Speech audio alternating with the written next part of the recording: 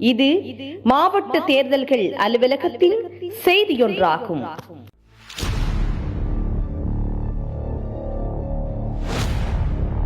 எதிர்வரும் செப்டம்பர் மாதம் 21ஆம் தேதி சனிக்கிழமை காலை 7 மணி முதல் மாலை 4 மணி வரை உங்கள் வாக்காளர் அட்டையில் உள்ள வாக்களிப்பு நிலையத்தை சரியாக இனங்கண்டு சென்று நீங்கள் விரும்பும் வேட்பாளருக்கான வாக்கினை சரியான முறையில் அளித்து நம் நாட்டிற்கான ஜனாதிபதியை தெரிவு செய்வீர்களாக. ஜனாதிபதி தேர்தலின் போது வாக்காளர் ஒருவர் எவ்வாறு வாக்களிக்க வேண்டும்? வாக்காளர் ஒருவர் தான் விரும்பும் வேட்பாளரது பெயர் மற்றும் சின்னத்திற்கு எதிரே வலது பக்கத்தில் உள்ள வெற்றுக்கூட்டில் 1 எனும் இலக்கத்தை இடுவதன் மூலம் தனது வாக்கினை அளிக்கலாம். வாக்காளர் ஒருவர் விரும்பினால் தனது 2வது விருப்பத் தெரிவையும் 3வது விருப்பத் தெரிவையும் குறிப்பிட முடியும்.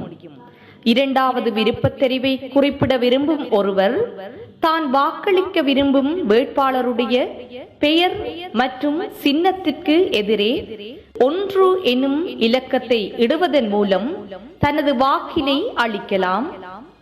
2வது தெரிவிற்குரிய வேட்பாளர் மற்றும் சின்னத்திற்கு எதிரே 2 எனும் இலக்கத்தினை இடுதல் வேண்டும்.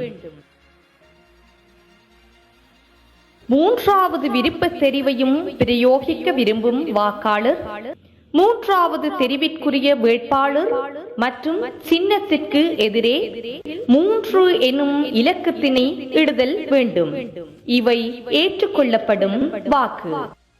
விருப்பத் தெரிவுகளை வழங்காது தனது வாக்கினை மட்டும் செலுத்த விரும்பும் ஒருவர் தான் வாக்களிக்க விரும்பும் வேட்பாளருடைய பெயர் மற்றும் சின்னத்திற்கு எதிரே புள்ளடியினை இடுவதன் மூலமும் தனது வாக்கினை அளிக்கலாம். புள்ளடி இடுவதன் மூலம் தனது வாக்கினை அளிக்கும் ஒருவர் தனது 2வது 3வது விருப்ப தெரிவுகளை குறிப்பிட முடியாது.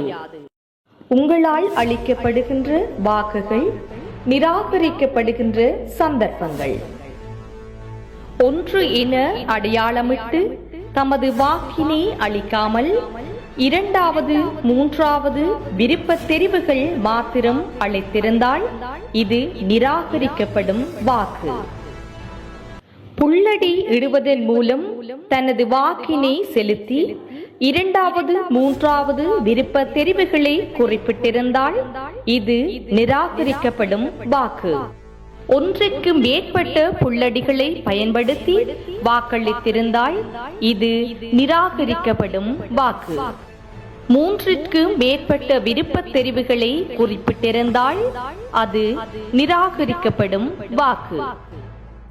அன்பான வாக்காளர்களே, வாக்களிப்பது உங்கள் உரிமையும் பொறுப்புமாகும். எனவே காலதாமதத்தை தவிர்த்துக் கொள்வதற்காக நேர காலத்துடன் உங்களுக்குரிய வாக்களிப்பு நிலையத்திற்கு சென்று வாக்களிக்குமாறு உங்களை அன்பாக வேண்டி நிற்கின்றோம். நன்றி.